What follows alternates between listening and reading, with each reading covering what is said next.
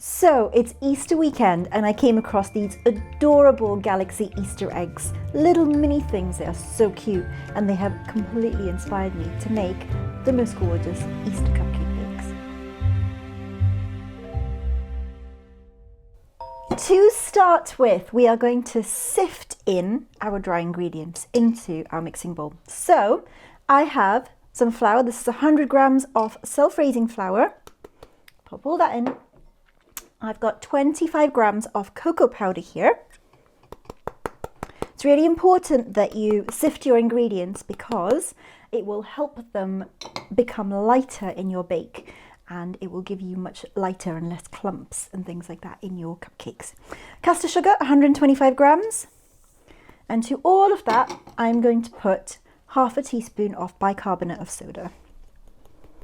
So all that's in, I'm going to sift it together. Oh. And this is a super easy all-in-one method.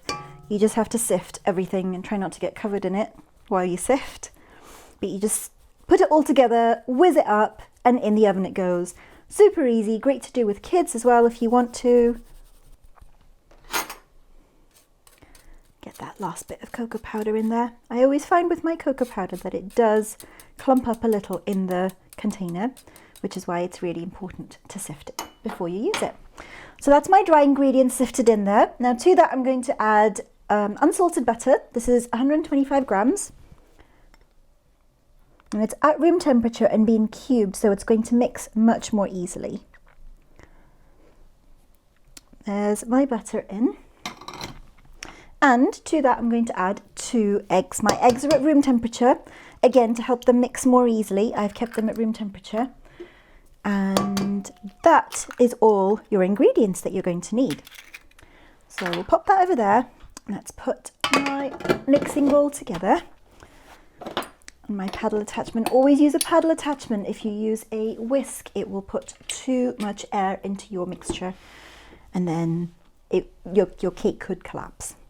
Right, so we'll turn it on slow to start with, just to combine all the ingredients, and then I'm going to turn it up to get some more air in to the whole mixture once it's all combined.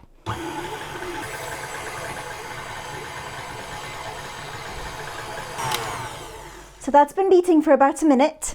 So what I'm going to do now is I'm going to scrape my bowl down and get all of that in, and all from the sides, because scraping your bowl is really important with stand mixers, because a lot of the time stand mixers will not pick up. So if I show you, if I can scoop it up, you will see the difference in colour from that mixture there, which has been really well beaten, to that there. That's from the very bottom of my bowl. So that's why it's really important to give it a good scrape around, just to make sure everything's really well incorporated and got all the air and all the mixing in. Perfect. Now, for one last bit, my last ingredient to go in is milk. This is a tablespoon of milk that I'm going to just pop in. Try not to spill it. And that's just going to loosen my dough a little, just to give it a bit more moisture, and that's just going to help it in the oven to create more bubbles so it rises and becomes fluffier. So I'm going to mix that through slowly and then just whack it up for another 10 seconds or so, just to make sure that the air hasn't been lost.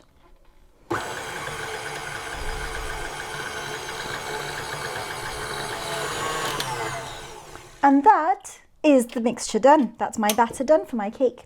So about a spoonful, and I'm just going to pop them in. You don't want to fill your cases more than 2/3 full, because what will happen if you fill them too full is they will come up past the top of the liner, and then they will just create this little like muffin top across the top, and it just doesn't look as nice for your cupcakes.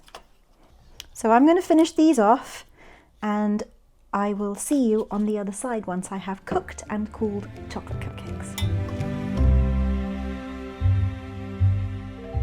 So my cupcakes are done. They are out of the oven, they've cooled completely. So what I'm going to do now is I'm going to make my icing. Now, if you've seen my peanut butter and jelly cupcakes video, you'll know from there that with my buttercream, I always beat my butter up first to put lots of air into it before I add my sugar or any other flavorings that I'm going to use.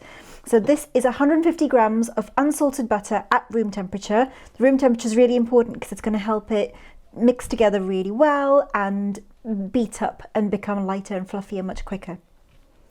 So I'm going to pop them all in. There you go, that's all my butter in. And I'm just going to beat it all on its own. It's going to take a little while to get it really light. It'll take at least 3 or 4 minutes. I tend to leave it for a bit longer, more like 5. And always use a paddle attachment and not a whisk attachment, just because you don't want too much air in, because that will make it really unstable as icing and really hard to pipe. So you want some air, but not too much. So put it on low just to break down all the cubes of butter that I've got. And then I'm going to turn it up and just leave it to whiz around for about 5 minutes. So my butter is now mixed up. It has gone, let me show you, it has gone very, very pale. And that is what you are looking for your butter to happen. So it's not yellow, it's a really pale lemon yellow colour. Verging on being a kind of yellowy white almost. When you make buttercream, you need to use double the amount of icing sugar to your butter. So because I've got 150 grams of butter in here, I have 300 grams of icing sugar. And because I want it to be a chocolate icing, I'm also going to be adding in an extra 25 grams of cocoa powder. Now, I've already pre-sieved both of these before the video because I didn't want to have it fly everywhere. I'm just going to put them together and they're going to get put in there and mixed up slowly, and then faster to combine them in 3 goes probably for the amount that there is. So they've both been sieved. It's really important, especially for icing, that you sieve your sugar and your cocoa or anything like that you're putting in where you can, just so you don't get the lumps and clumps that will form if you don't. So I'm just going to pop a little bit in. Oh, that was probably about half, more than I was expecting. And then pop that down, making it worse. And I'm using a tea towel just to help me control the spread of this powder, of the powdered sugar, the icing sugar everywhere. So I'm just going to pull it tight and then start slow till it's combined, and then you can turn it up. And you'll see the telltale signs if it's not mixed in. You can see it coming out through my tea towel. And once it's all mixed in, you shouldn't see that happening anymore. That's how you can tell without having to lift it and uncover it. Right, that's looking like there's no more flying around. Awesome. So that's all mixed together, mostly. I'm going to add the second batch. Look at that, isn't it look beautiful? Lovely and chocolatey. I'm going to add the second batch, maybe third. We'll see. I'm going to do it into... There we go. I used to, when I made butter icing previously, I have been known to put it in a spoon at a time and mix it slowly and get it gradually. And it does mean that you don't get all the puff as much as I have now. But I got impatient with waiting and how long it took to do a spoonful at a time. So that's why I do it this way now. So I've just mixed it a little bit. It is very, very stiff. So I only wanted to mix it a little just to make sure it was really thoroughly combined. And then I'm going to put in some milk. Now, depends on your mixture. I will use between 2 and 3 tablespoons is what I find works. So I'm going to start slowly, start with 1 and mix it in slowly and see what the texture's like, because you know how you can see how your own icing is going to turn out. So slow. Just until it's combined so you can see what it's like, and then you can decide from there. And don't forget to keep scraping your bowl down as you go. So just want to show you before I turn the speed up. What you're wanting is for it to be actually quite spreadable at this stage, and it will fluff up and lighten, but you can see how soft that is there as I mix it up. So that's it. I'm going to turn it on high once I get all this off my spatula, or as much as I can. Turn it on high, and I'm going to beat it up for a couple of minutes just to get some air in, and that's going to make it really soft and lovely to pipe with.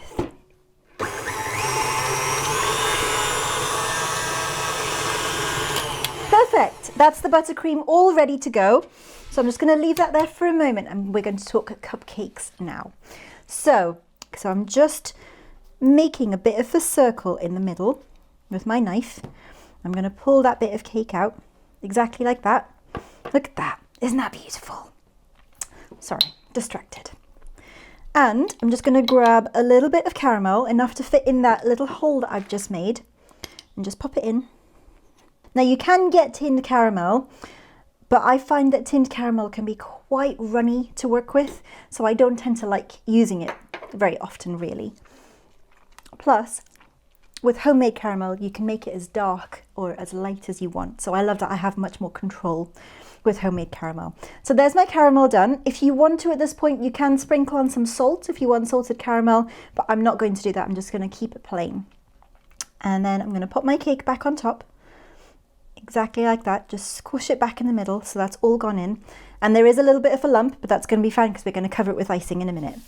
So we're going back to our icing. So I'm going to fill my piping bag. I've got my lovely big piping bag here with a star nozzle on the end. You can see that it's a lovely big star nozzle, so we're going to have a lovely decorative swirl on top of our cupcake. Right, let's pop that there for a second. That's good icing. That's good icing. This took me a few years to get used to doing this. It's quite hard and quite awkward doing it one-handed, scraping your bowl and popping it in. But you will get there. Right, so that's all the icing in there. Apart from on my fingers. So pull that bit around and up again. And then make sure my tip's right at the bottom and it's not slipped up while I was filling that. I'm just going to push it down. And I am ready to pipe. So I give it a squeeze just to get it near the end so I can see it there. And then if you saw my other piping video when I did the peanut butter and jelly cupcakes, you just give it a twist. And that's how I find it most comfortable to hold, but everyone's a bit different. So just do it a few times, different ways, and you'll work out what works for you as well. So what I'm going to do now is I'm going to put a little blob in the middle. And then I'm going to swirl all the way around, but I'm going to keep this on the table and just use my hands on the piping bag because I feel I have more control that way. So a little blob in the middle. And then we'll start from the outside.